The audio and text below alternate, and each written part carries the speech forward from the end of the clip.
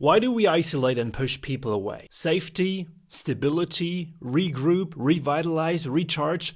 Today we talk about 7 common reasons why we prefer solitude over socializing, and at the end we talk about what we can do if we feel lonely at some point still. Let's dive in. Welcome to today's episode. My name is Robert, and many people need isolation for their well-being for very different reasons. And today I would like to explore the reason behind that again with compassion, but without blaming people such as highly sensitive people, people with childhood trauma, or neurodivergent people. Now let's start with reason number 1 here, why we isolate and push people away, which is an avoidant attachment style. And what is that? Well, people with an avoidant attachment style, they often describe themselves as people who don't need anyone, who don't need intimacy, who don't need close relationships, all of these things. And Heidi Priep, I really love her work, she summarizes that beautifully on her channel. She says, usually people with an avoidant attachment style have a form of pseudo-independence. And that means they believe that they are independent and that they don't need anyone and that they are totally fine on their own, but they're actually not. Thing is, avoidant attachment and avoidance in general is a behavior that comes up in close, intimate relationships.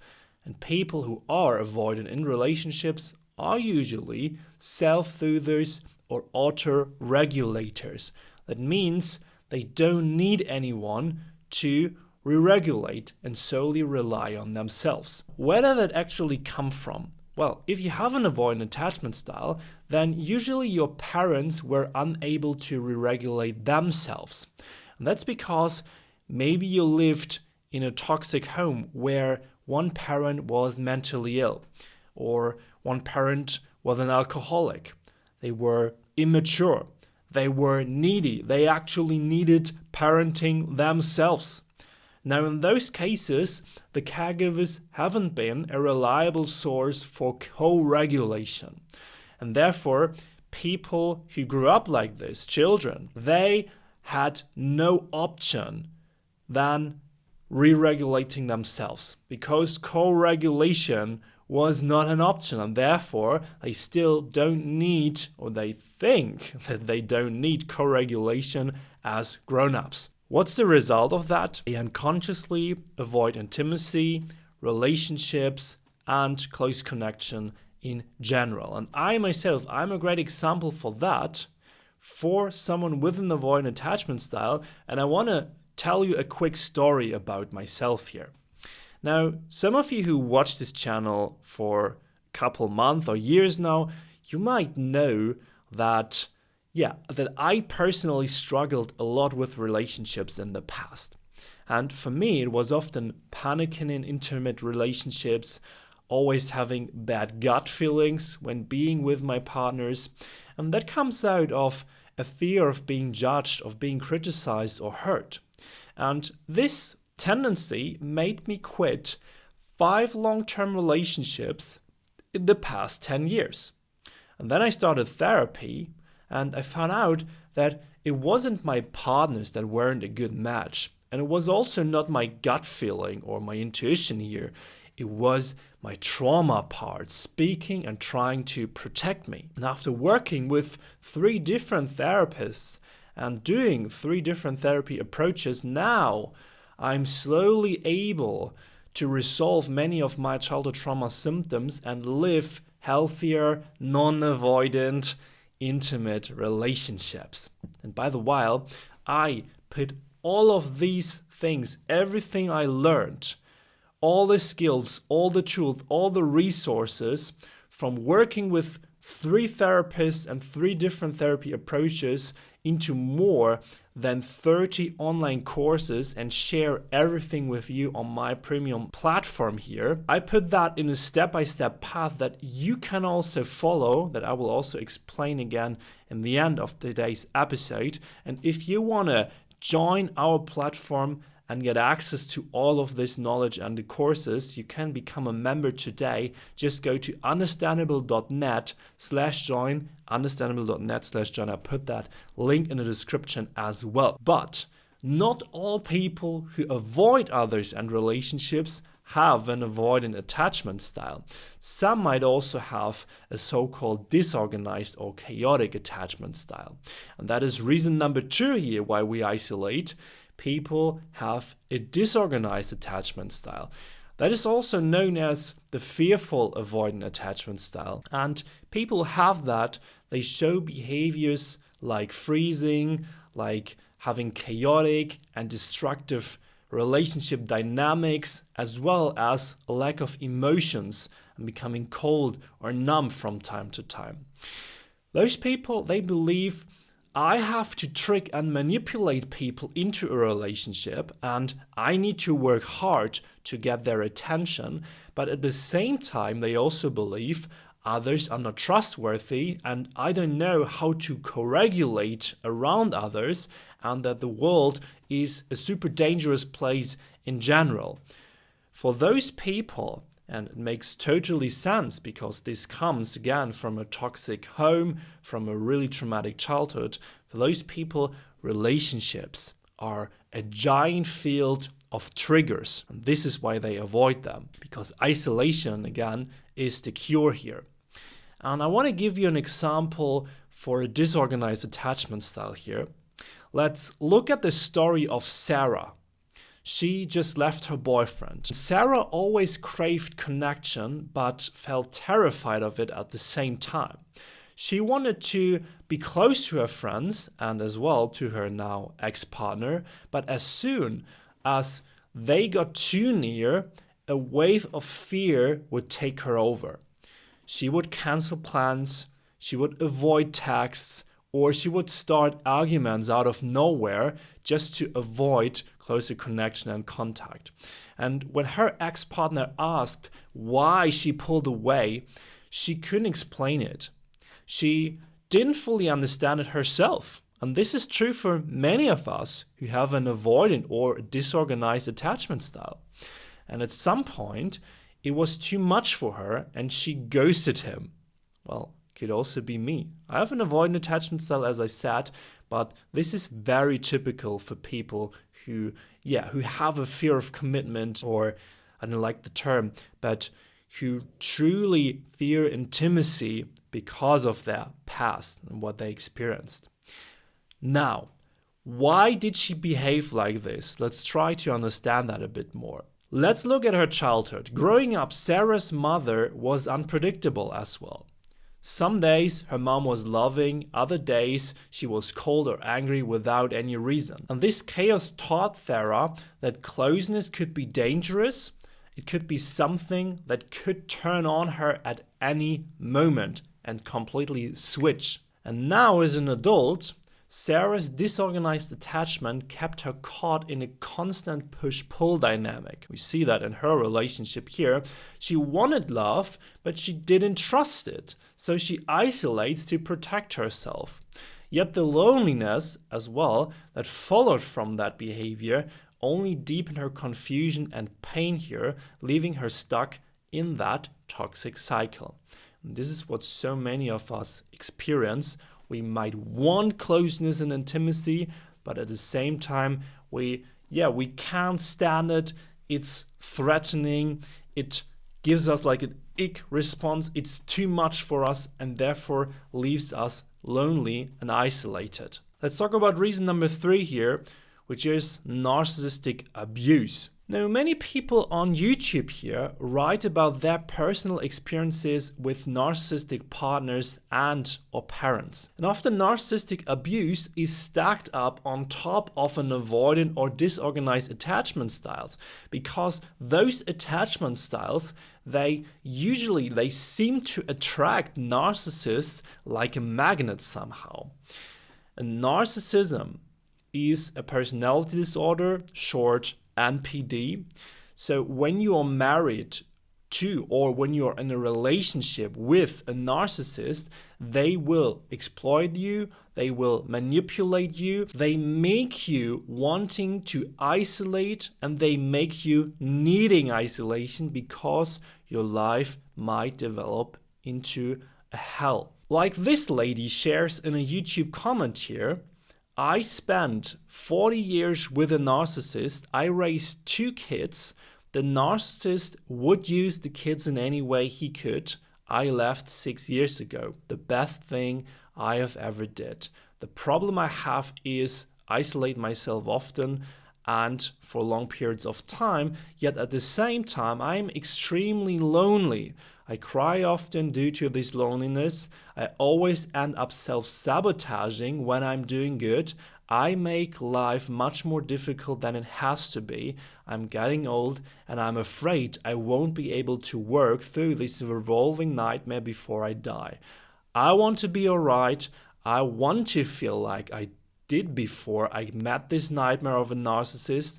I used to be happy. This is a typical story of someone who met a narcissist, who experienced narcissistic abuse and now has to isolate because of that, and at the same time feels extremely lonely because this person, as so many of us, in the deep core, they crave for authentic and true love and intimacy. Now, reason number 4 why we isolate: childhood trauma symptoms. What are childhood trauma symptoms? Those are symptoms such as emotional dysregulation, hypervigilance, and dissociation. We talked about these a lot here on this channel before, but let's talk through them one by one. Let's start with emotional dysregulation. When you experience emotional dysregulation, then you might feel chronically dysregulated or like you're on edge.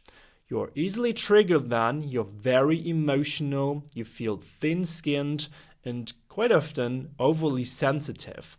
So this is when people tell you as well, oh, why are you so sensitive? You're often just emotionally dysregulated. Usually emotions in dysregulated states which come up are resentment, grief, like I said, easily crying here, or shame when you're around other people and trying to show the unrepressed version of yourself. So showing yourself and your full spectrum of emotions and needs. When you do that, you might feel shame. Hypervigilance. This is a sensation when you're constantly on very high alert, when you're scanning the environment for dangers. And hypervigilance feels like when all the other people who are around would like constantly observe you and have at the same time high expectations of you. This is how it feels. Dissociation is a disconnect of body and mind. When emotions feel unbearable to you, then you might disconnect. And this is what we see in children quite often. When the whole world overwhelms them, they just disconnect from the world, and it's also a common reaction that trauma survivors bring into their adult life because they learned that as children. And it's also a reasonable protection mechanism of the body to protect the body and the mind from too heavy stress. When you are dissociated, it feels like you are in a tunnel. Your field of vision is narrowing, and it also somehow feels to me, when I experience that, it feels like I am somehow a bit drunk. When you have these symptoms, then relationships are definitely very exhausting for you. They're even physically exhausting then. And you want to spend the least amount of time as possible with another person when you have such intense physical symptoms, of course. And I personally also had that quite often in my relationships. To me, intimate relationships always meant struggle, heaviness, and dysregulation, and they still mean today to some degree. But it didn't matter when I experienced that if there was a threat, if the threat was real or not. So I had 5 very different ex-partners, but it were my symptoms like emotional dysregulation, heavy somatic symptoms, hypervigilance, dissociation. Those symptoms made me isolating and wanting to stay away from relationships because those were the red line in my intimate and close relationships. I always said to myself, well, if I have such bad feelings and such bad sensations in my gut, in my throat, in my chest, I should listen to my intuition. I should leave the relationship, not knowing that it was not my intuition speaking here, but my trauma responding and my trauma giving me signals here. Reason number 5, neurodiversity. Autism, ADHD, and also maybe BPD if you want to count that as a neurodivergent condition, but also high sensitivity, so sensory processing sensitivity. Those things are, let's put them in the category of neurodiversity here. And those conditions, they also make you isolating and avoiding other people as well, because conditions such as autism, ADHD, or other neurodivergent traits, they often mean that we experience the world differently, sometimes more intensely than other people. And therefore, social interactions, sensory overload, or managing expectations can feel too much for us. If you're autistic, then navigating social cues and unpredictable situations can be very exhausting. If we have ADHD, then overstimulation can feel like chaos, where everything demands our attention at once. I want to give you another example here, short story. The story is called Emma's Need for Space here. And after that story, you might understand these neurodivergent conditions and how they are tied to isolation, hopefully a bit better. Now, Emma was the friend everyone loved. She was funny, she was thoughtful, and she was always full of energy at gatherings. But what most people didn't see was how exhausting this was for her. Living with autism and ADHD while being a highly sensitive nature meant that every interaction felt like walking through a storm of sensory and emotional overload, even though she liked people in general.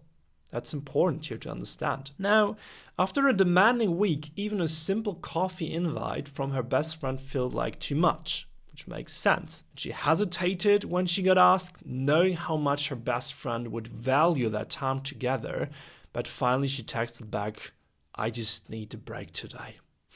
And Emma wasn't trying to push people away here, but the constant overstimulation from the ADHD, the social navigation required by her autism, and the emotional depth of her sensitivity left her with no energy to give. Now, for Emma, isolation isn't about rejecting others. It is about protecting herself. Without regular time alone, the world's noise and chaos become unbearable for her. She needs space to reset, to feel grounded again, and to just calm herself down. And while she worries her friends might misunderstand that, taking that time was the only way she could survive in a world that often felt too loud, too fast, and too much. Sounds relatable? Well, then that's another typical reason here. When it's not too relatable for you with that story, then maybe you're more of an introverted person. And this is reason number 6, introversion. Especially introverted people or really empathetic people are often the ones who need a lot of downtime. And this behavior is usually also not intended to push people away, as I said, but to recharge oneself. Or just because they need time on their own naturally. Like for Mark in the next story here. Mark had always been the quiet one in his group of friends. He loved spending time with them, but after a few hours of talking, laughing, and navigating group dynamics, he would feel an overwhelming need to retreat. And it wasn't that he didn't care about his friends. He cherished them deeply, but socializing drained him in a way he couldn't quite explain himself. Well, it's his introversion, of course. So people like Mark, for them, isolation isn't about rejecting others. It is about reconnecting with themselves. And as introverts, those people find peace in the quiet. When you're such a person, you might enjoy reading a book, you might enjoy walking alone, or just sitting in silence. And then, when you return to your friends, you can be fully present and enjoy their company again. And let's talk about reason number 7 here, last but not least, very important still, inauthenticity. Maybe you didn't expect that one. So what do I mean by inauthenticity here? I was thinking a lot about how I could name this last 7th reason here. And inauthenticity matches best, but let me explain what I mean. So whether we have childhood trauma, we are introverts, highly sensitive, or neurodivergent, one reason that unites us is often that we were seen as aliens since we were young, since the beginning. Our strong emotions, our different needs, and much needed boundaries were not respected as children quite often, and often we still sense that as adults. So we never learned to express our full spectrum of emotions, communicate our needs, or set our boundaries. We even learned that it's wrong to do that and that they are wrong, our emotions, our boundaries. During my first therapy, I had a therapy journal, and when I look back into that journal, I see that I circled the word needs on every second page of that journal. Needs, needs, needs everywhere. I felt my needs have been neglected forever. And maybe you can relate to that. Then, in my second therapy, I found out that I wouldn't express emotions like anger or vulnerability as well. And boundaries were also a vague concept for me. In all of my relationships, I never knew that I needed boundaries, that I needed to express emotions or communicate needs. I was permeable like a leaky piece of paper. But to be honest, I wanted to resolve that stuff, and I wanted to resolve that quick. I sometimes felt lonely, and solitude forever was never an option for me. And if you also want to balance between isolation, closeness, and intimacy, if you don't want to push people away forever and don't want isolation as your only option to stay re-regulated, because you are so dependent on isolation then, and I hate being dependent on things, then you can also resolve these things. There are possibilities. And I decided to share everything I learned during my therapies with you. So I put everything I learned into that concept that I call the journey of healing CPTSD as a pyramid. And I explain that to you real quick. We have this pyramid here, and on each level, you basically unlock another skill that gives you the ability to create healthier and more authentic relationships. The first level, you always have to learn, however you do it, to stay connected with yourself and learn basic skills to re-regulate yourself. I learned that in my third therapy, but I experienced that you would, at the best case, start with those things. Then, level 2, you have to learn to feel and express emotions, your full spectrum of emotions. I have the emotional circle here, and we work a lot with that circle on that second level. There are also exercises. Sorry, it was upside down, I think. So we have exercises on the second level to work with that circle of emotions. Then on level 3, it's all about communicating your needs, because behind every emotion there is a need that wants to be met. And then we talk about setting boundaries. This is the fourth level, and it's quite difficult if boundaries, like for me, always just have been a vague concept for you.